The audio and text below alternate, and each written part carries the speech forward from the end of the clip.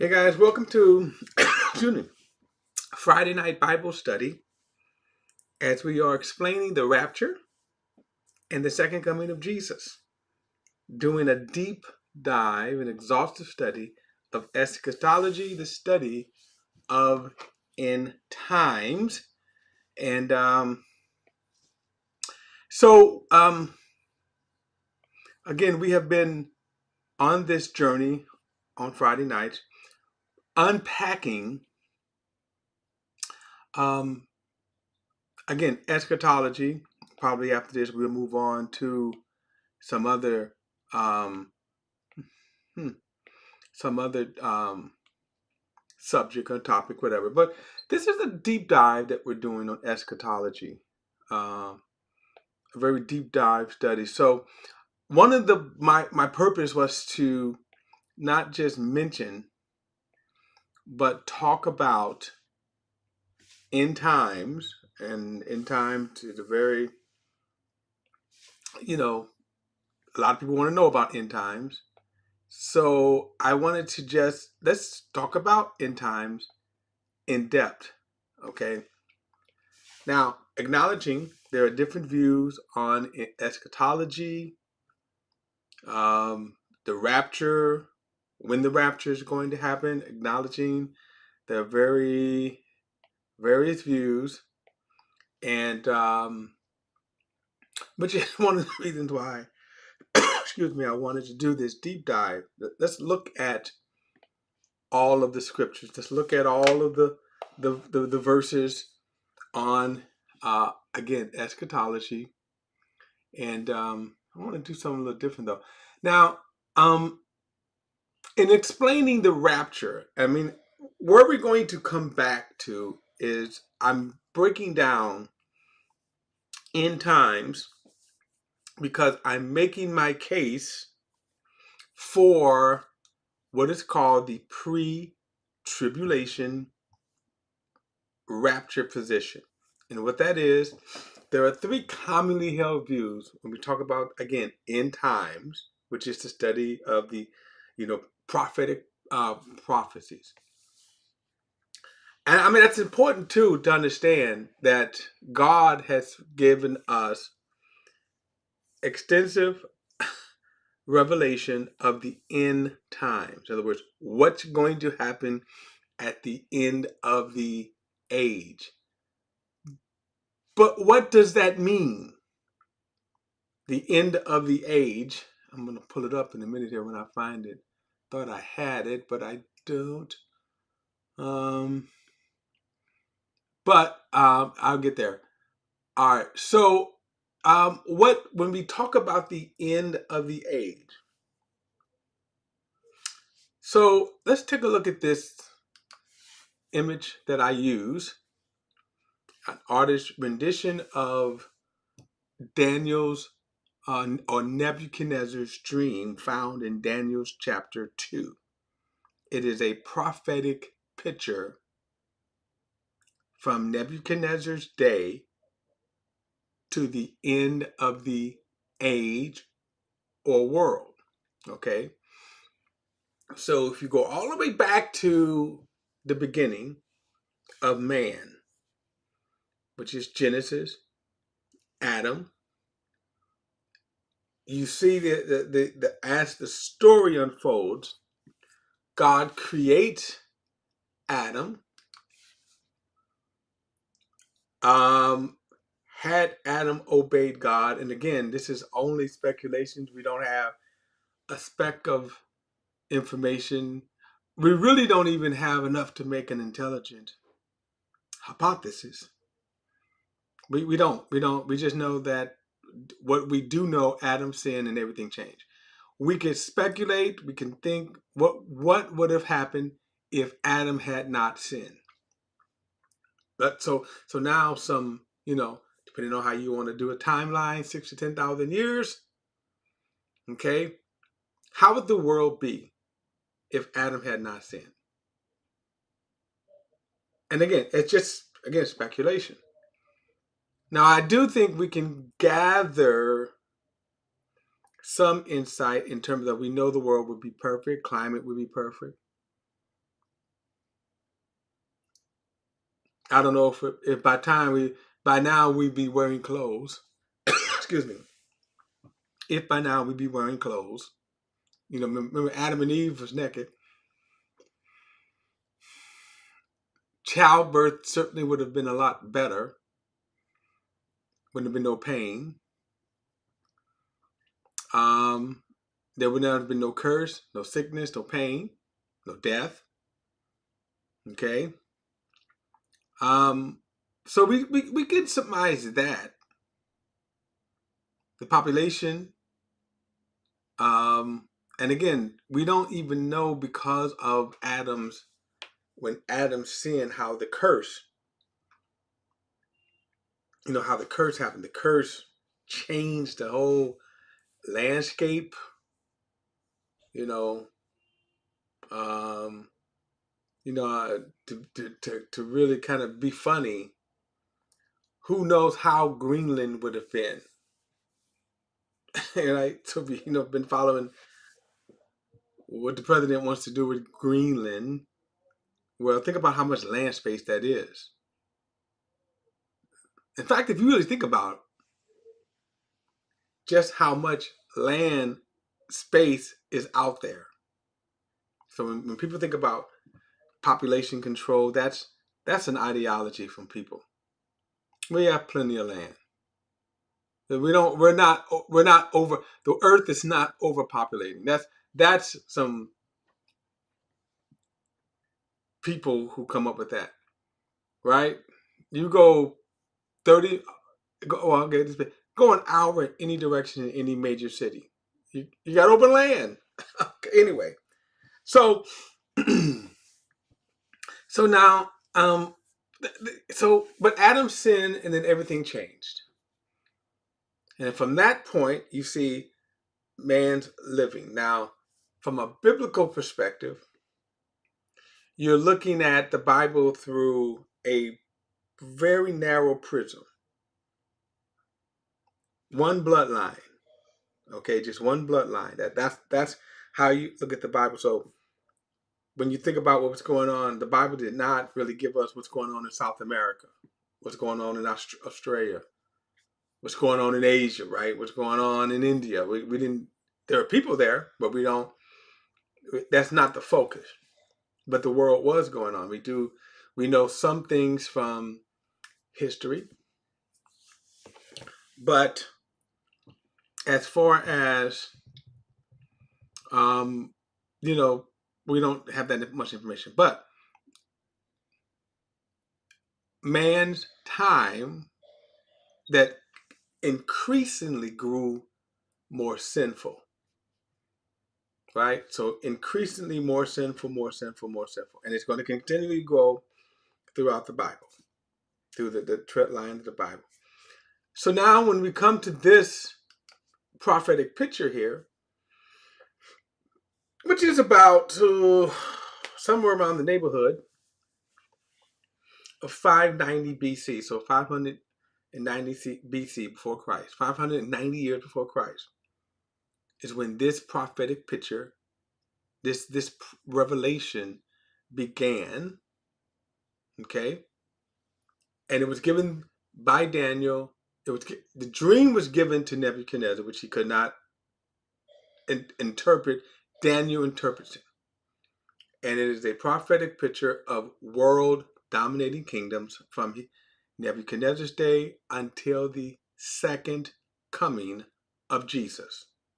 The second coming of Jesus. And so this image represents man's time, his rule on earth, which is not good because it's dominated by sin. So all that you see with man here, man's time, is sin. And I oftentimes think if you ever watch all of the space movies, most notable Star Trek, where one day man overcomes this infancy and they grow up and they all live together under a white man. I digress. But the fantasy is that one day we're going to be all together and we're going to explore space. Okay. Well, let me just tell you why it never will happen. Because sinful man. And this is the prophetic picture that we see here. From Nebuchadnezzar's time, you have the kingdom of Babylon, and then you have the kingdom of the Medes and Persians, and then you have the Grecian kingdom under Alexander the Great, and then the empire of Rome that was defeated in what, about 8400s, in the 400s, somewhere around there. Was it later? Okay. But anyway, these world kingdoms that was prophesied for these kingdoms come to pass. Now there is yet another world dominating kingdom that is yet to arrive, and it will be a kingdom ruled by what? An evil man. But this kingdom is different in that the whole world will follow. The whole world will willingly follow. What's different about this last kingdom is that the world will worship the devil and worship the leader, the beast. All of the other kingdoms, the world followed because they were conquered. This kingdom, however, the last kingdom, the world will go after them. So this is the time when Jesus spoke. And by the way, if you look at it, Jesus spoke during the legs of iron. He was alive on this planet during the kingdom of Rome. Okay, during the kingdom of Rome. So when he says that the end of the age, then you look at the end of the age, man's time, the image, human form represents man's time, the end of the age. And at the end of the age, this rock that you see there, the rock, excuse me, the rock is, it breaks off from a mountain, not made with hands. Okay, it breaks out from a kingdom, a kingdom not made with hands, and oh, okay, the rock breaks off from a kingdom not made with hands, and then it destroys the human form. Okay, it destroys the human form. Okay, now, all right. So in our study, when we say the end of the age, we mean the end of man's rule on earth. The end of the age. This is however long that time is, however long God has decreed, right?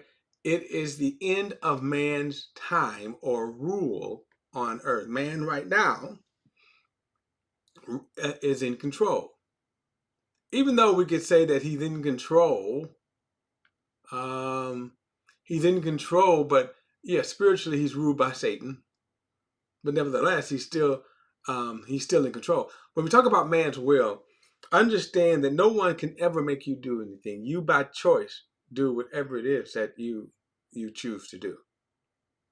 If I come up to you and I put a gun to your head and I said, give me your wallet or I'm going to shoot you, you could refuse. Now, granted, the choice would be, you would have consequences to that, right? Like die, right? You would die, right? So, yeah, you would, right? But still, it was your choice. You were coerced, but yes, it's still your choice. It's my point. So man is going to rule, And then at the end of this rule, at the end of this time, however God decrees it, we know that the Antichrist will rule, and then Jesus will come and destroy.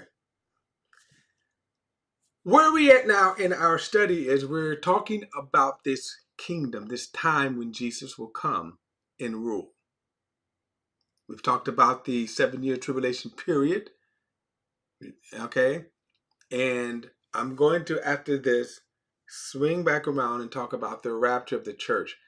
So far, all of this is prophecy, both Old and New Testament prophecy, but it's not talking about the rapture of the church. I will come back to that.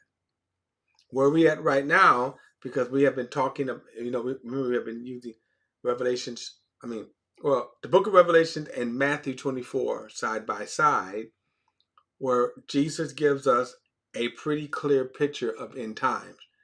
And I say Jesus because Jesus is speaking in Matthew 24 to his disciples, and then Jesus is also giving the Apostle John the revelation of Revelation. Okay? So what I want to do is I want to go back, pick it up where we left off, because right now this rock has destroyed the image of man. And what I want to talk about is the rule of Jesus. Now, here's the if you want to, I don't know if we could really say, okay, if we can really say for certainty how long man's time is. People speculate. Some people say that man's time is 6,000 years, that we've been on this earth for 6,000 years. Now, I'll say this. In some cases, they try to say that the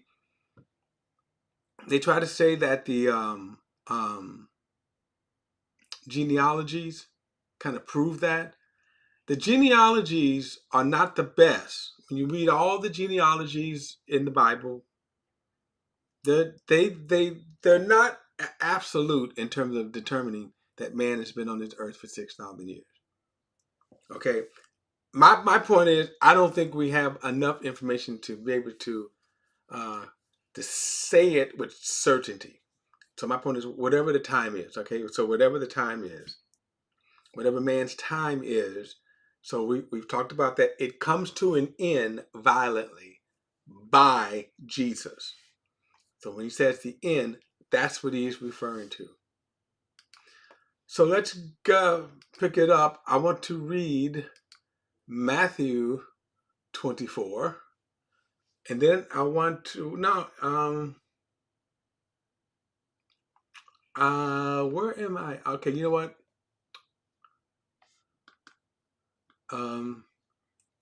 So I'm going to pick this up at verse number 29. Immediately after the tribulation of those days, the sun would be darkened, the moon would not shed its light, the stars would fall from the sky, and the celestial powers would be shaken. Then the sign of the Son of Man will appear in the sky, and then all of the people of the earth will mourn, and they will see the Son of Man coming on the clouds of heaven with power and great glory. And he will send out his angels with a loud trumpet, and they will gather his elect from the four winds, from one end of the sky to the other. So that's the second coming of Jesus. That's the rock we saw in the image that breaks off from a mountain not made with hands and destroys now the image. So we've been talking about now Jesus' second coming. Okay. I want to read one more group because we notice this phrase here: the sign of the Son of Man will appear in the sky, and all the people of the earth will mourn, and they will see the Son of Man coming on the clouds of heaven with power and great glory. Let me say this about the second coming. This is crystal clear about when Jesus comes, that he is coming physically back to the earth. And notice he says, every eye will see him. So he is not going to come back spiritually.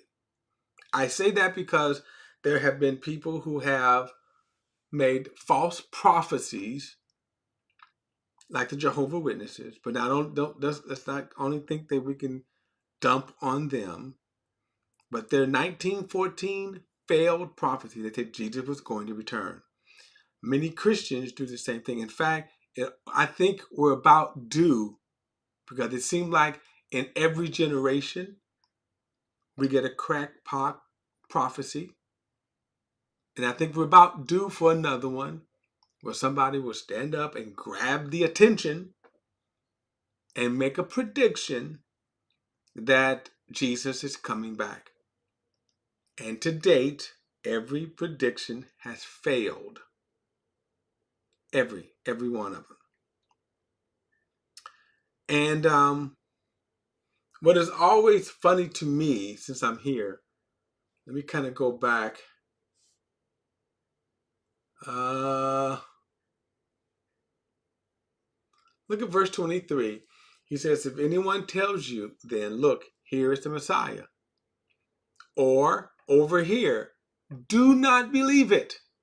False messiahs and false prophets will rise and perform great signs, and one is to lead astray, if possible, even the elect. Now, here, the focus is on what we read in Revelations, excuse me, during the 7-year tribulation period. But he says, take note, I've told you in advance. So if they tell you, look, he's in the wilderness, don't go out. Look, he's in the inner rooms, don't believe it. For as the lightning comes from the east and flashes as far as the west, so will the coming of the Son of Man. So will be the coming of the Son of Man. And the reason I want to just go over that again, because how gullible, how silly that people are whenever somebody stands up and says, you know what? I know the Bible says, they don't say this, by the way, but I know the Bible says that no one knows the hour, but I'm the special one. God gave the secret to me. And I know the second coming of Jesus. I know it. Right? I don't know it. Anyway. And then they have set some date. Okay. Now, so this is the second coming, when he takes, he seizes control of the earth. Now, when we talk about then the 1,000-year reign, right? When we talk about the 1,000-year reign, so let's kind of go to Revelation chapter 20.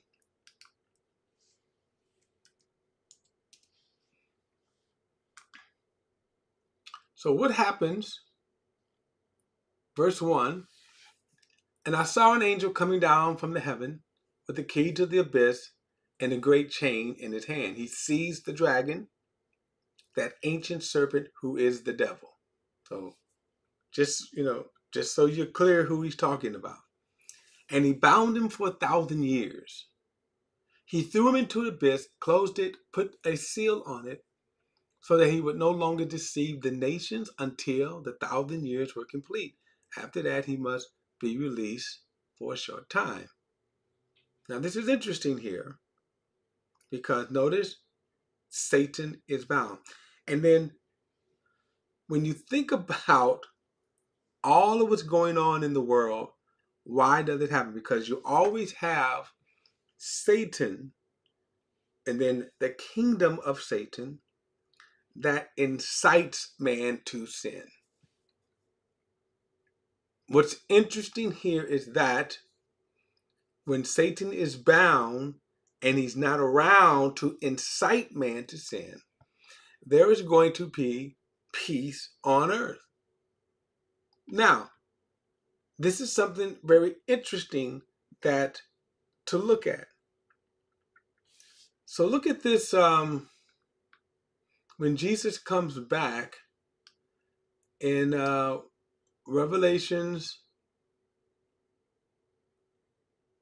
Matthew 24, Matthew 25, and this is kind of where we left off. So let's get I want to get this image, the picture of then what happens when Jesus comes, right?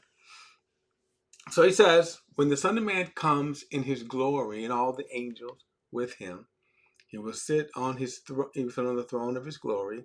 Now get this, all nations will be gathered before him, and he will separate them one from another, just as a shepherd separates sheep from goat. He will put the sheep on his right and the goats on his left. Then the king will say to those on his right, come, you blessed of my Father, inherit the kingdom prepared for you from the foundation of the world. Now this is when he comes. And then remember, let me kind of also go back. Remember when Jesus came, let's look at this. I want to keep the sequence in mind. So remember when Jesus comes and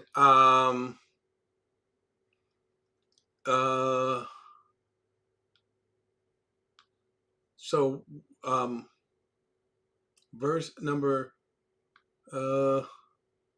11 says, then I saw heaven open, and there was a white horse. His rider is called Faithful and True. He judges and maketh war. His eyes like a fiery flame, and many crowns on his head. He had a name written that no one knows except himself. He had a robe stained with blood, and his name is the Word of God. The armies that were in heaven followed him on white horses, wearing pure and white linen. Now, again, I want to come back to that question, who are the armies here? Okay, who are the armies? Just a question now. Verse 15, a sharp sword came from his mouth so that he might strike the nations with it.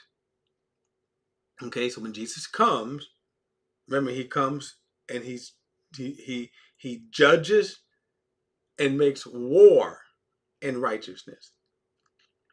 So then it says he will shepherd them with an iron scepter. He will trample the winepress of the fierce anger of God Almighty. Now, so as he's coming to what? Judge and make war in righteousness. He will strike the nations. Okay? He will strike the nations. Okay? Let me skip down, and he says that, verse 19, I saw the beasts, the kings of the earth, and their armies gathered together to wage war against the rider on the horse and against his armies. The beast was taken prisoner, and along with him the false prophet who had performed signs in his presence. He deceives those who accept the mark of the beast and those who worship his image with these signs. Both of them were thrown alive into the lake of fire that burns with sulfur. The rest were killed with the sword that came from the mouth of the rider on the horses, and all the birds were filled with their flesh. Now, so Jesus now comes back. We know, remember in Zechariah, his feet touches down. He gathers all nations to Jerusalem. This happens, this battle takes place at Jerusalem, around the city of Jerusalem. And now Jesus touches down on the Mount of Olives, and he goes to fight. We see what's going on right here. The beast gathers to fight. And again, I want to say this. This is not just a figurative kind of allegorical picture here. What we are looking at is all of the pretense, the peelings of sin, unveiling the true sinful heart of man. See, right now, there are people, and I want to say because we have laws and we have the laws establish, every form of law establishes some form of morality. Every form of law establishes some form of morality. So the point of that is that people can pretend to be good. Of course, you know, we are the deep secrets of our hearts are not uncovered unless we uncover them, right, through words or actions.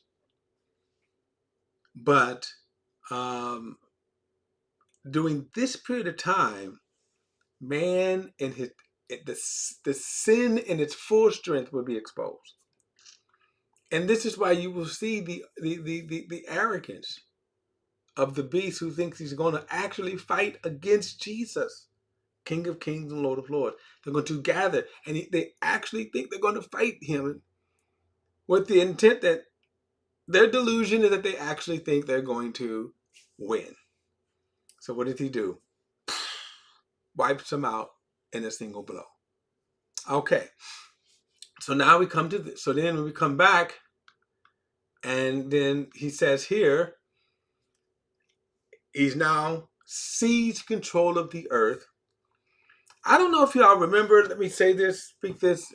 We read this verse in Ezekiel when Jesus that when he returns, and then when he returns, he will seize control. That this great slaughter that we just read about, I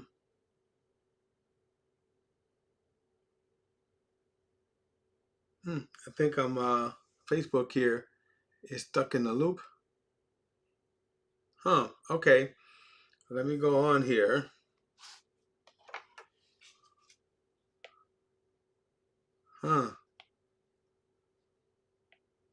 Okay.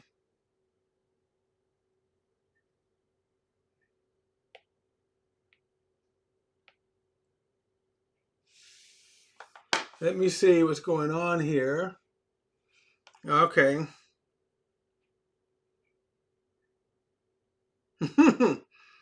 Facebook is froze up. Okay. Let me see what's going on here.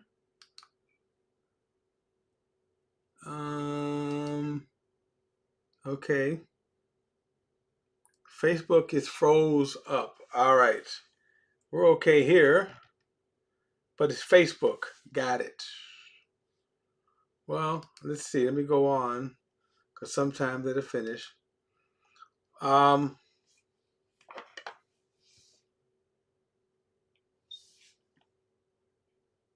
Okay. All right.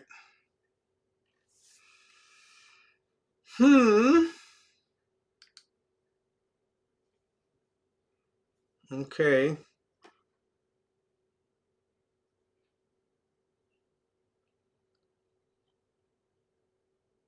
Let's see if all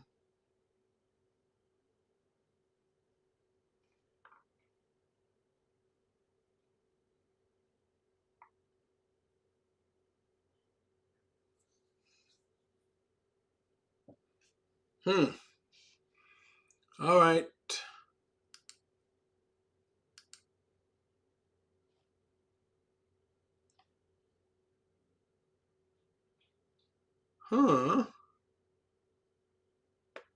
Okay. Am I back on? I think I'm back on.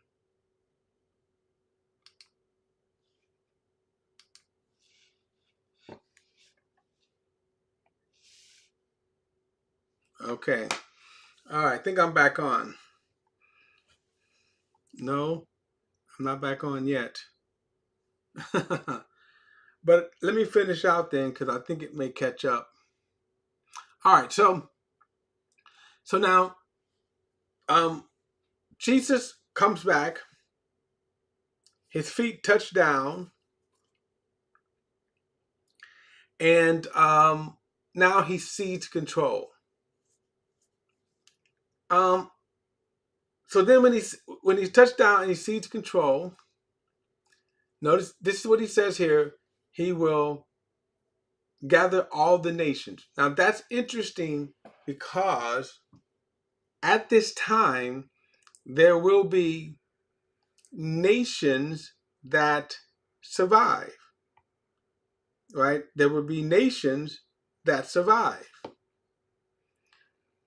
Now understand what's interesting about this, because I'm going to say something just to understand. If you ever, I believe all of us, maybe at some point, we may not know what the Jehovah Witnesses teach, but we've come in contact with the Jehovah Witnesses, right? And And then at some point at the Jehovah Witness, they teach that only 144,000 it's going to go to heaven. Now, of course, back in the 1800s, when they first started this, there wasn't 144,000 Jehovah's Witnesses, but soon of course they grew, and then when they grew, then what do we do with everybody that's exceeding 144,000? So, like for example, today, the Jehovah's Witnesses will number somewhere around, I think, between 6 and 8 million. So, what do you do with them?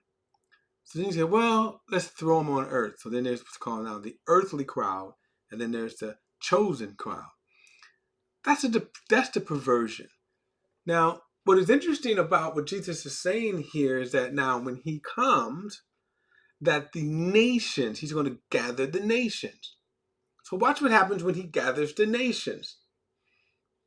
He says, all the nations will be gathered before him, and he will separate them one from another, just as a shepherd separates his sheep from the goat. He will put the sheep on his right and the goats on his left. Then the king will say to those on his right, come, you blessed of my Father, inherit the kingdom prepared for you from the foundations of the world. For I was hungry, and you gave me something to eat. I was thirsty, and you gave me something to drink. I was thirsty,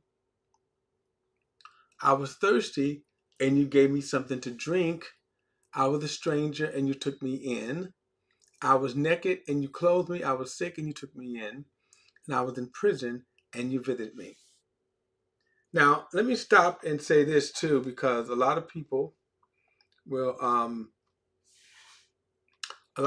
say they use this phrase to sort of say that this is what the Christian experience should be: feeding the hungry, and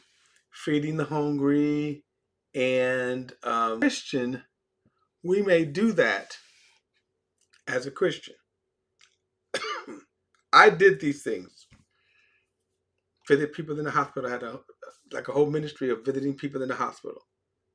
I went to jails and then, would have Bible study in jails, So my point is that, yeah, as Christians, we do these things.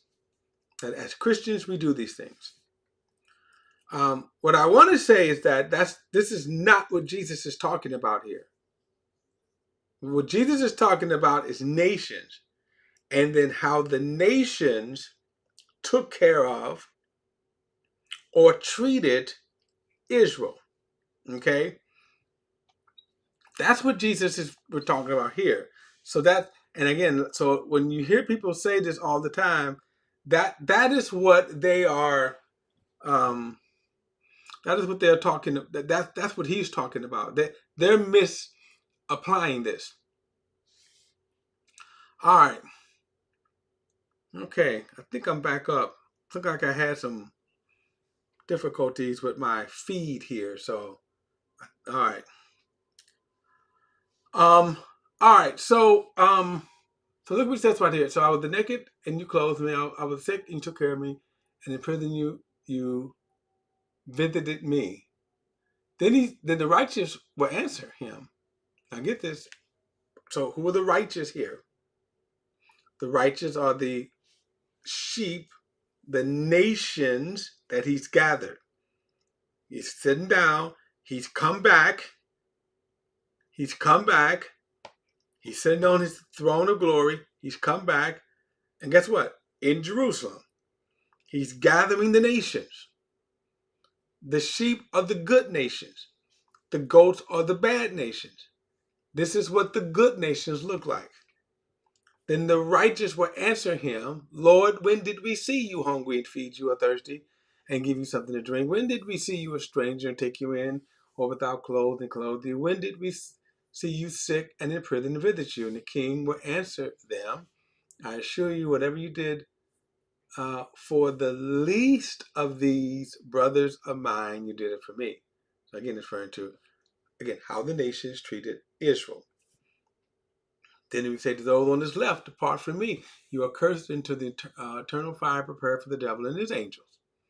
For I was hungry, and you gave me nothing to eat. I was thirsty, and you gave me nothing to drink. I was a stranger. You did not take me in. I was naked, and you did not clothe me. Sick and in prison, you did not take care of me. Then two, they will answer, Lord, when did we see you hungry, thirsty, and stranger, and without clothes, or sick and in prison, and not help you? Then he will answer them, I assure you, whatever you did not do for the least of these, you did not do it for me either. And they will go away into punishment for the righteous, into eternal life. So when Jesus comes back, right, having destroyed, having destroyed the or put on judgment, right, putting the judgment, um, the bad nations versus the good nations, the judgment, okay. So now what else then would he do? He would begin to establish then what? 1,000-year reign, the kingdom. Now let's get a little glimpse, a little glimpse of how this kingdom would be. Let me go to Isaiah.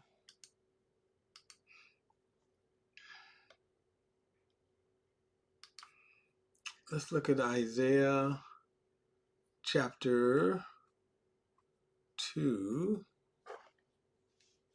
Okay. And then Isaiah does spend a lot of time with in Isaiah. And then let's see. Let's go to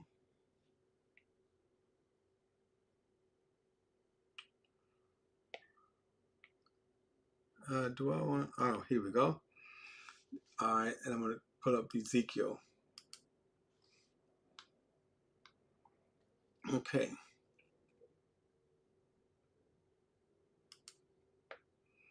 Okay, so all right, so Ezekiel 36.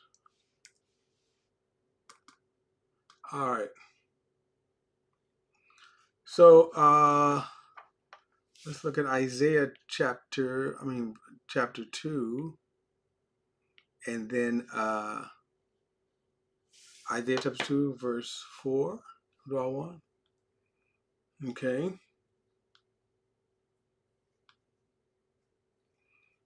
Do I want this one?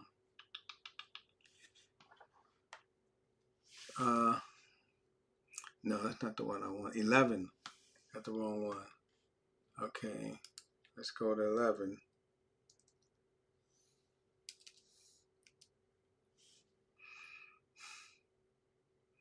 Okay, so look at verse 1 says, then a shoot will grow from the stump of Jesse, and a branch from his roots will bear fruit. The Spirit of the Lord will rest upon him, the Spirit of wisdom and understanding, the Spirit of counsel and strength, the Spirit of knowledge and of the fear of the Lord. His delight will be in the fear of the Lord. He will not judge, but will see with his eyes. He will not execute judgment by what he hears with his ears, but he will judge the poor righteously and execute justice for the oppressed of the land. Now, one of the things about prophecies that we often hear, you always hear that they're what's called a near fulfillment. Like, for example, a lot of these verses can be applied to Jesus when he first came. But the ultimate, we're kind of reading now what would be the ultimate fulfillment of these prophecies. And then it says right here, he will strike the land. Now let's go back. Verse 4, but he will judge the poor righteously and execute judgment for the oppressed of the land. He will strike the land with discipline from his mouth, and he will kill the wicked with a command from his lips. Righteousness will be a belt around his loins. Faithfulness will be a belt around his waist. All right. What did that look at? Ephesians 6, the armor of God. Look at verse 6. The wolf will lie with the lamb, and the leopard will lie down with the goat, the calf and the young lion, and the fatlings will be together, and the child will lead them. Now you hear people misquote this whenever they hear a little 5-year-old boy get up and preach a sermon or something like that, right? And they or something, a little child does something, they go, well, the Bible said a little child will lead them. That's not what the Bible said. It said that the child will lead in the millennial reign, right? The 1,000-year reign, that the child will be able to lead lions, Watch this. 7, the cow and the bear will graze, and the young ones will lie down together, and the lion will eat straw like an ox. An infant will play beside a cobra's pit, and a toddler will put his hands into a snake den. And this is not some backwoods Pentecostal snake handling church either. None will harm or destroy another on my entire holy mountain, for the land will be as full of the knowledge of the Lord as the sea fills the as the sea fills the waters. Okay. I think let's see. Okay. Now let's go back to Isaiah 2. Let's take a look at Isaiah 2. Look at this. In the last days, the mountain of the Lord's house will be established at the top of the mountains, and it will be raised above the hills. All nations will stream to it. Many peoples will come and say, come, let us go up to the mountain of the Lord, to the house of the God of Jacob. He will teach us about his ways, so they will walk in his path, for instruction will go out of Zion, and the word of the Lord from Jerusalem. He will settle disputes among nations and provide arbitration for many peoples. And they will turn their swords into plow and their spears into pruning knives. Or we could say their weapons of war, will be nullified, done away with. Nations will not take up sword against other nations, and they will never train for war. So you see this kind of picture here of the when Jesus come, what kind of let's take a look at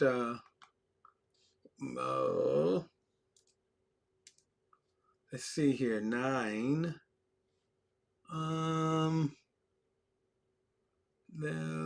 16, maybe 16, or is it 18? No. Where am I looking at here? 13, 18. Let's see.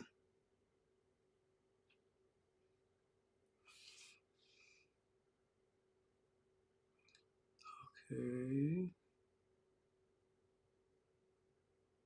That's not what I'm looking for.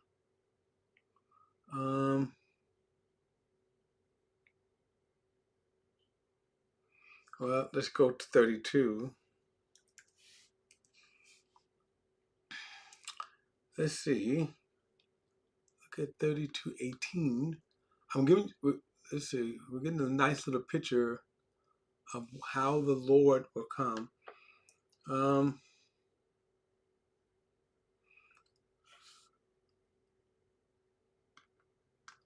Okay, look at this one. All right, let's kind of go back here. So,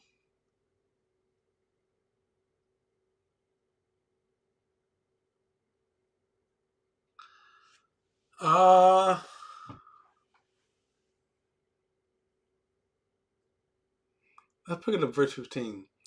He says, until the Spirit of the Lord is poured out on us. Watch this. Then the desert will become an orchard, and the orchard would seem like a forest. The justice will inhabit the wilderness, and the righteousness will dwell in an orchard. The result of righteousness will be peace. The effect of righteousness will be quiet, confined forever. Then my people will dwell in a peaceful place, in safe and secure dwellings. Now,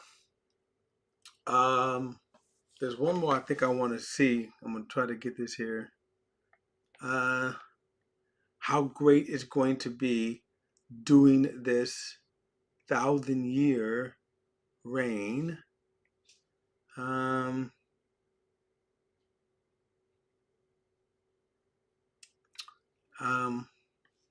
is it here? I'll probably have to pick this up and then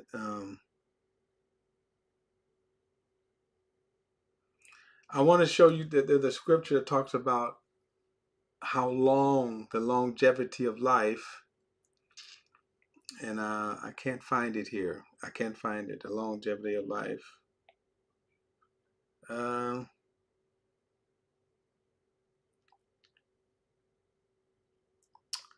Oh, okay. Yeah, there's one. I'll find it because it talks about, because I'm out of time here. I'll find it because it talks about that a child that dies, a child that dies at 100 would be considered like, man, he died so young, he died so young. Let me see if I can find it right quick here. Okay, let's see. I want you to see that one. And let's see.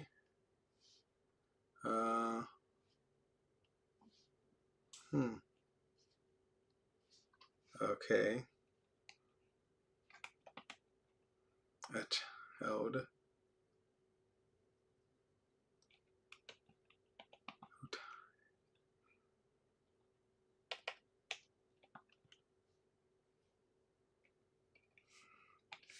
Okay. It's Isaiah 65. I don't know why I didn't see that one. Okay, so let's go to Isaiah 65. Okay, so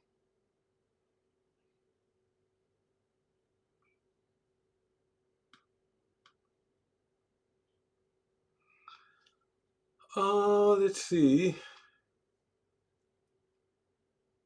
It's just talking about judgment here. So it's, all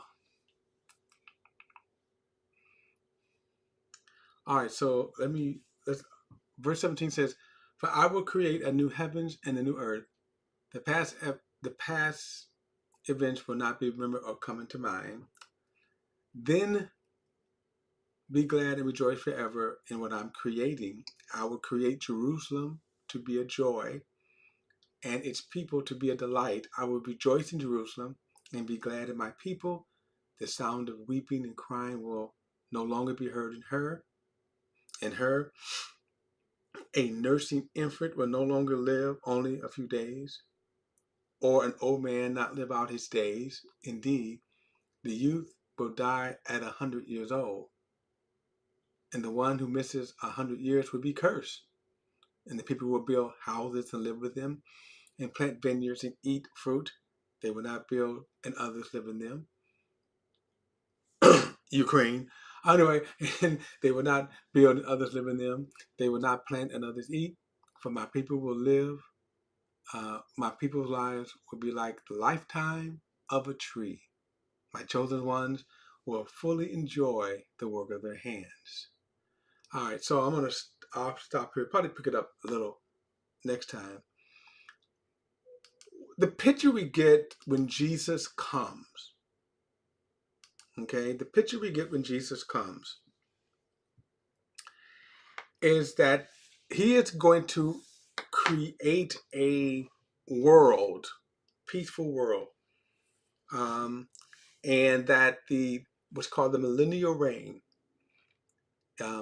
everything will change under his reign.